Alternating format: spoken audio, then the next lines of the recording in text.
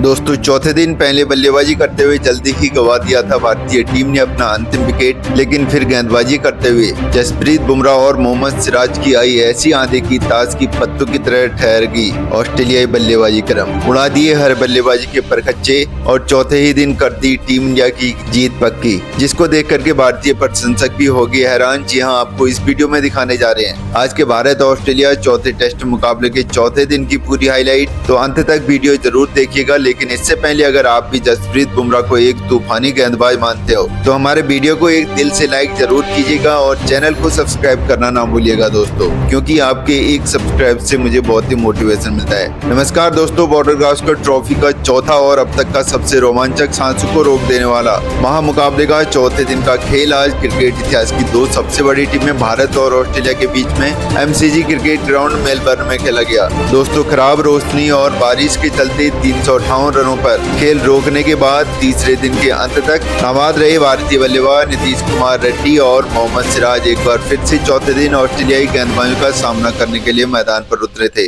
दोस्तों कल तीसरे दिन के अंत तक नीतीश कुमार रेड्डी 105 रन बना करके नाबाद पवेलियन लौटे थे। ऐसे में आज सभी भारतीय प्रशंसक उम्मीद लगा करके बैठे थे कि नीतीश कुमार रेड्डी आज अपनी शतकीय पारी को और आगे बढ़ाएंगे और टीम इंडिया को एक मजबूत स्थिति में लेकर के जाएंगे। लेकिन दोस्तों ऐसा करने में चौथे दिन नीतीश कुमार रेड्डी पूरी तरीके से असफल रहे। जी हाँ, चौथे दिन की शुरुआत टीम इंडिया की काफी खराब रही और नीतीश कुमार रेड्डी जल्दी ही स्पिनर गेंदबाज नाथन लायन की गेंद पर बड़ा शॉट खेलने के चक्कर में अपना विकेट गवा बैठे और इसी के साथ टीम इंडिया की पहली पारी 369 रनों पर सिमट गई। ऐसे में अगर बात की जाए बल्लेबाजी की तो इस पारी में टीम इंडिया की ओर से सबसे अधिक 114 रन के पारी नीतीश कुमार रेड्डी ने खेली। ऐसे में दोस्तों टीम इंडिया को 369 रनों पर ऑल आउट करने के बाद दूसरी पारी में ऑस्ट्रेलिया की ओर से सैम कॉन्स और उस्मान ख्वाजा ओपनिंग बल्लेबाजी करने के लिए मैदान पर उतरे और आते ही दोनों ही बल्लेबाजों ने भारतीय गेंदबाजों का सूझबूझ के साथ सामना करना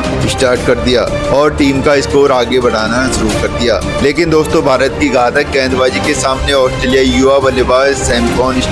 ज्यादा वक्त तक क्रीज पर नहीं टिक पाए और छठा ओवर लेकर के आए जसप्रीत बुमराह की तीसरी गेंद पर सीधा क्लीन बोल्ड होते हुए पवेलियन लौट गए। आपको बता दें सैम कॉन्स दूसरी पारी में मात्र 8 रन ही बना सके। ऐसे में अब 3 नंबर पर बल्लेबाजी करने के लिए मैदान पर उतरे मार्शल हुसैन। दोस्तों पहला विकेट गिर जाने के बाद अब टीम इंडिया की घातक गेंदबाजी ऑस्ट्रेलियाई बल्लेबाजों के खिलाफ मैदान पर देखने को मिल रही थी, जिस कारण मैदान में मौजूद उस्मान ख्वाजा और मार्शल हुसैन के बल्ले से जोरदार शॉट तो छोड़ो, इक्का दुक्का रन बटोरने में भी काफी ज्यादा दिक्कतों का सामना करना पड़ रहा था और इसी के चलते आज पहले 15 ओवर में ऑस्ट्रेलियाई टीम महज 37 रन ही स्कोर बोर्ड पर लगाने में सफल हो पाई थी। दोस्तों धीमी गति से रन बनने के चलते अब ऑस्ट्रेलियाई बल्लेबाजों पर दबाव बढ़ता जा रहा था और इसी दबाव का फायदा उठाया मैच का 18वां ओवर लेकर के आए टीम इंडिया के तूफानी गेंदबाज मोहम्मद सिराज ने। अपने ओवर की 5वीं गेंद पर ऑस्ट्रेलियाई ओपनिंग बल्लेबाज उस्मान ख्वाजा को सीधा क्लीन बोल्ड करते हुए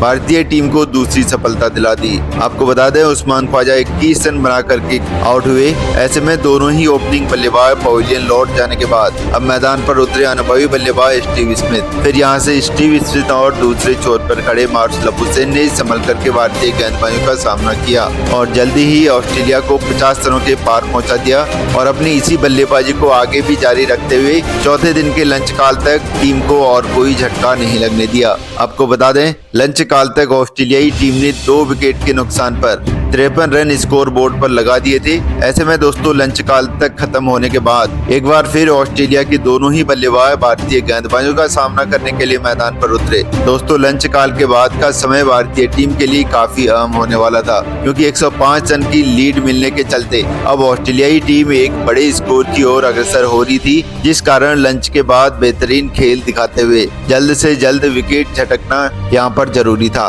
लेकिन दोस्तों लंच काल के बाद खराब लाइन और लेंथ के चलते गेंदबाजी भारतीय गेंदबाजों से मैदान पर देखने को मिली, जिसका फायदा ऑस्ट्रेलियाई बल्लेबाज स्टीव स्मिथ और मार्शल हुसैन ने काफी बेहतरीन तरीके से उठाया और धीमी गति से ही सही लेकिन एक बार फिर से टीम का स्कोर आगे बढ़ाना शुरू कर दिया। दोस्तों ऑस्ट्रेलिया की यह जोड़ी अब काफी बेहतरीन लय में नजर आ रही थी, लेकिन तभी एक बार फिर डीएसपी मोहम्मद सिराज ने अपना जादू बिखेरते हुए और मैच का 33वां ओवर लेकर के आए। तीसरी गेंद पर स्टीव स्मिथ को विकेट कीपर ऋषभ पंत के हाथों कैच आउट करवाते हुए ऑस्ट्रेलियाई टीम को तीसरा झटका दे दिया। आपको बता दें स्टीव स्मिथ इस दूसरी पारी में मात्र 13 रन बना सके। ऐसे में अब ऑस्ट्रेलिया की ओर से मैदान पर उतरे विस्फोटक बल्लेबाज ट्रेविस हेड, जो हमेशा टीम इंडिया के लिए सरदर्द साबित होते हैं, लेकिन दोस्तों वह आज इस दूसरी पारी में टीम इंडिया की तूफानी गेंदबाज के सामने ज्यादा वक्त तक नहीं टिक पाए और 1 ओवर बाद ही जसप्रीत बुमराह की गेंद पर नीतीश कुमार रेड्डी को एक आसान सा कैच थमा करके अपना कीमती विकेट गवा बैठे। आपको बता दें, बुमराह ने ट्रेविस हेड को मात्र 1 रन पर पवेलियन का रास्ता दिखा दिया।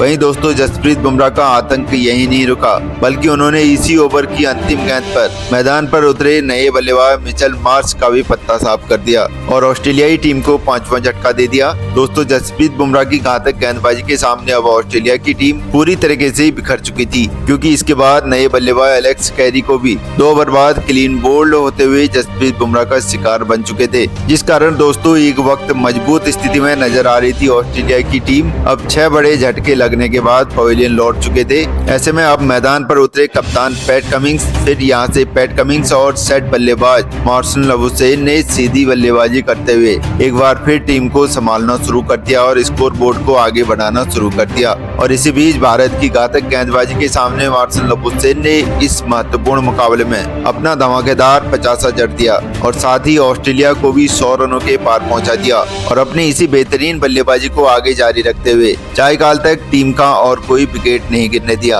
आपको बता दें, चायकाल तक ऑस्ट्रेलिया ने 6 विकेट के नुकसान पर 135 रन स्कोर बोर्ड पर लगा दिए थे। ऐसे में दोस्तों चायकाल के बाद एक बार फिर नाबाद रही ऑस्ट्रेलियाई बल्लेबाज मार्शन लबुशेन और पैट कमिंस बल्लेबाजी करने के लिए मैदान पर उतरे और आते ही दोनों ही बल्लेबाजों ने भारतीय गेंदबाजों पर दबाव बनाते हुए तेज गति से स्कोर बोर्ड को आगे बढ़ाना शुरू कर दिया। और इसी बीच इन दोनों ही बल्लेबाजों ने 8वें विकेट के लिए 50 रन से भी अधिक की साझेदारी भी निभा डाली। दोस्तों ऑस्ट्रेलिया की यह जोड़ी अब भारत पर हावी होती जा रही थी, लेकिन तभी 5वां ओवर लेकर के आए मोहम्मद सिराज ने कमाल कर डाला और टीम इंडिया के लिए खतरा साबित हो रहे मार्शन लबुशेन को एलबीडब्ल्यू आउट करते हुए ऑस्ट्रेलियाई टीम को 7वां झटका दे दिया। आपको बता दें, मार्शन लबुशेन 70 रन की शानदार पारी खेल करके आउट हुए। फिर मैदान पर आए मिचेल स्टार्क, लेकिन दोस्तों वह इस दूसरी पारी में कुछ खास कमाल नहीं कर पाए और तालमेल की कमी के चलते रन आउट होते हुए पवेलियन की ओर राह पकड़ ली। ऐसे में अब अंतिम 2 विकेट शेष थे। मैदान पर उतरे नाथन लायन। दोस्तों भले ही एक छोर से ऑस्ट्रेलिया अपने 8 बड़े बल्लेबाजों को गवा चुकी थी,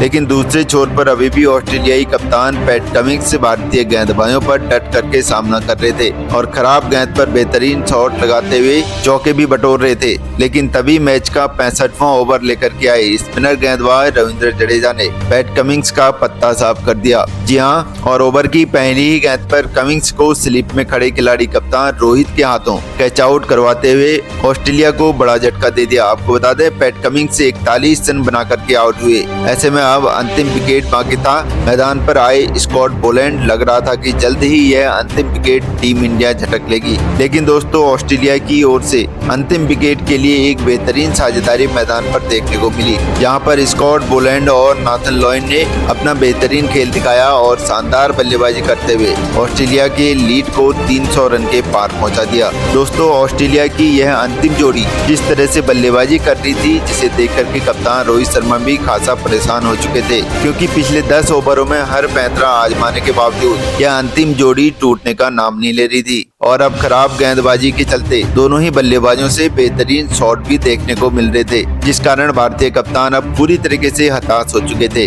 और दोस्तों इसी का फायदा दोनों ही बल्लेबाजों ने बखूबी तरीके से उठाया और अंतिम विकेट के लिए 50 से अधिक रनों की साझेदारी निभा डाली और चौथे दिन के अंत तक टीम इंडिया को विकेट हासिल नहीं होने दिया। आपको बता दें, इस चौथे दिन के अंत तक ऑस्ट्रेलियाई टीम ने 9 विकेट के नुकसान पर 228 रन स्कोर बोर्ड पर लगा दिए थे। ऐसे में दोस्तों अब अगर बात की जाए आज के पूरे खेल की, तो टीम इंडिया ने भले ही बुमराह की बदौलत ऑस्ट्रेलिया के लगातार विकेट झटकते हुए 6 विकेट गिर जाने के बाद टीम इंडिया के गेंदबाजों से खराब लाइन और लेंथ से गेंदबाजी मैदान पर देखने को मिली और इसी कारण ऑस्ट्रेलिया की अंतिम जोड़ी इंडिया तोड़ने में असफल रही। ऐसे में दोस्तों अब देखा जाए तो यह मुकाबला पूरी तरीके से रोमांचक मोड पर आ चुका है। अगर टीम इंडिया को जीत हासिल करनी है तो अब अंतिम यानी कि 5वें दिन बल्लेबाजों को करिश्माई बल्लेबाजी करने की जरूरत होगी। और दोस्तों आपको क्या लगता है, भारतीय टीम यह चौथा टेस्ट मुकाबला जीतने में कामयाब हो पाएगी या नहीं? हमें कमेंट करके जरूर बताइएगा और साथ ही क्रिकेट की हर अपडेट सबसे पहले पाने के लिए